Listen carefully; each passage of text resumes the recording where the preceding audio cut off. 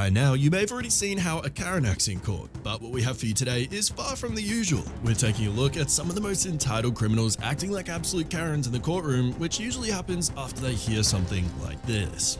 Court is going to sentence you to life in the Colorado Department of Corrections with no possibility of parole. First up is William Demopoulos. William of Barrera, Ohio, is sent to trial for criminal damaging, unauthorized use of a vehicle, as well as obstructing justice. Give me that phone. What's in that phone you don't want us to find?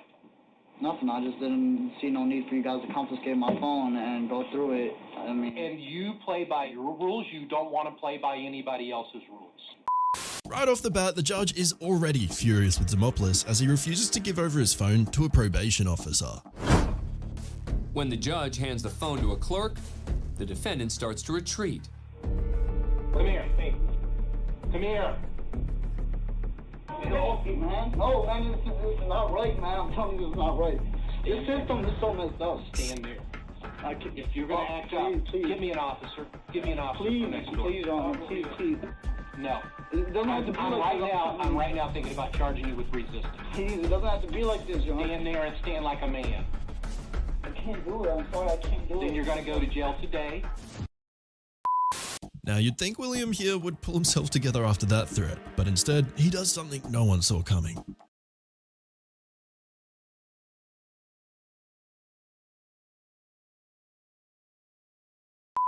Next, we head on over to Las Vegas, Nevada, where Joshua Martinez was charged for driving with a suspended license. Seems like a pretty minor case. Well, not for Martinez, who just couldn't accept his fault and continues to try and dig out legal details of the case. With having a suspended driver's license on April 12th. What is your plea, sir? I have a couple questions before we proceed. I don't understand the nature and cause of the charges. Well, you're charged with driving on a suspended, canceled, or revoked driver's license. Is there a sworn statement against me or injured party? I believe you probably received a citation on April 12th. That would be the criminal complaint filed against you. Okay, and is there a injured party or damage to property here against It's charge brought by the city of Las Vegas, sir. Okay, so the city's the victim in the case? The city is the, yes, Victim? the charging. So they're the victim. I'm not too sure what's going through Martinez's head to make him think that talking back to the judge is a good idea, but it gets even more intense. What is your plea on If the the charge? city Mr. Martinez, if they are the today is your- victim, Mr. I would like Martinez, to I am in move charge this of to this a federal courtroom, and court. you're going to stop No, it. we are in charge of the courtroom.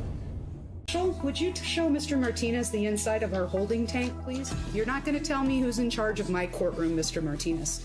Go ahead and go with the marshal. That is direct contempt of court. You are in contempt. After spending 20 minutes in the holding cell, Martinez returns to receive his final hearing. Mr. Martinez, since you have informed me that I am in contempt of court and that you are in fact in charge of this courtroom, I'm going to go ahead and sentence you today to direct contempt of court. I will give you an opportunity to apologize if you choose to do so and behave in a manner that I consider appropriate for a courtroom. Would you like to do that today, Mr. Martinez? What would I be It is a apologizing? yes or a no question. What would I be apologizing For for? your direct contempt of court, sir. All I was asking was legal questions, ma'am. I disagree, sir. I'm going to ask you the question one more time. Did you wish to apologize and proceed in a manner I consider appropriate in this courtroom or not? Okay. Direct contempt, I'm going to sentence him to 15 days in jail. Okay, thank you. The Sixth Amendment grants me that. Sir, I would suggest you stop speaking now. Up next, we have another courtroom male Karen located in Racine, Wisconsin, who was convicted of 16 charges against his own family members, as well as reckless endangerment. Riker definitely was not having it as he showed up to the courtroom with this to say. Your idea, man? Huh? You got me looking like a clown? Stupid punk. Merrick. You! Here we go! Yeah! You! Yeah! Yeah! I'm killing all you Wayne. I got your address, Wayne Merrick. I got your home address. I got address. I got address. And I'm having you all. It looks like Sean went straight at it with no time to waste. Attacking the judge and screaming at the top of his lungs, he had the entire courtroom in silence and utter disbelief. What are you gonna do about it either? You know why? Because this is a state that doesn't have the death penalty. You're gonna sentence me to life? Don't give a Don't give a I'm getting mine, you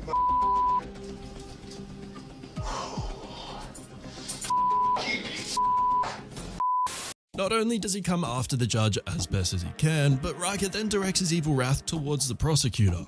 You this that punk. Mr. Right Shirt, are you? What the do you want? Later.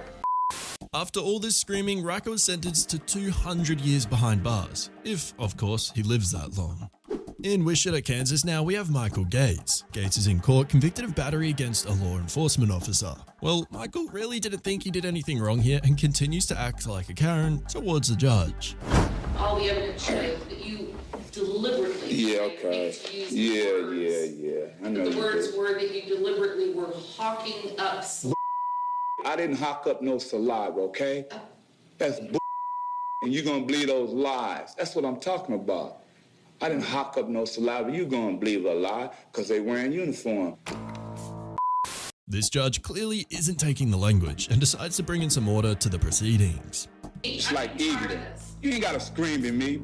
You gonna raise your voice at me? Oh my God.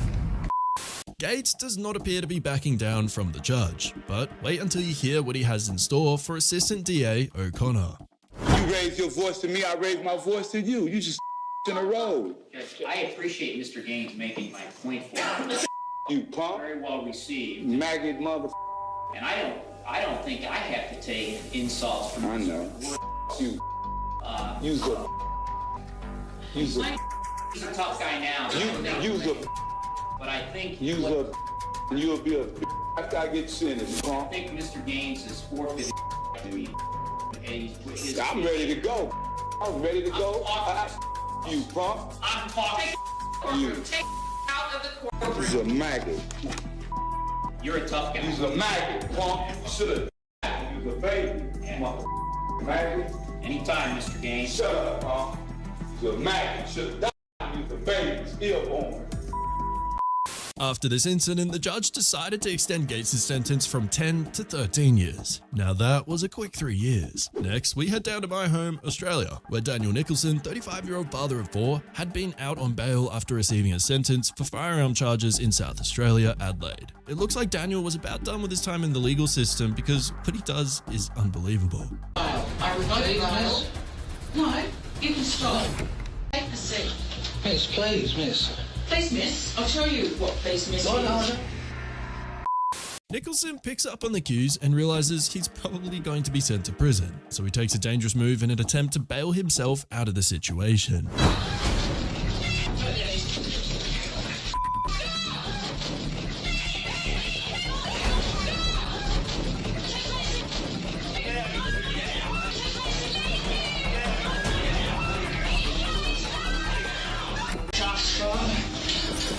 Don't do anything silly. Nicholson pleaded guilty after putting on this show and stated he was under the influence of meth and had a freak out. He claims that he wasn't being himself, and well, this just got the man in even more trouble. He was sentenced to 21 months in prison with parole eligibility after 1 year.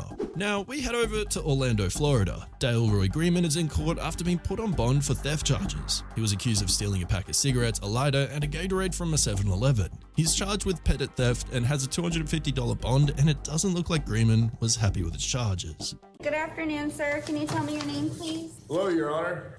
State your name. Mr. Green. Can you tell me your name? Roy Greenman.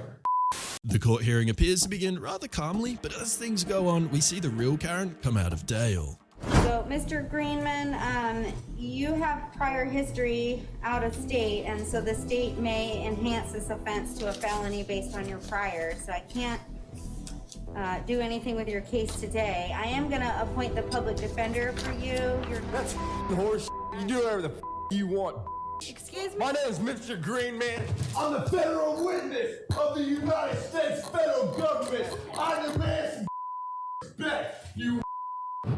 Let's get a jail for however long y'all did and figure out what you're All right, doing. he Call can be the removed mayor. once y'all get him out. Now.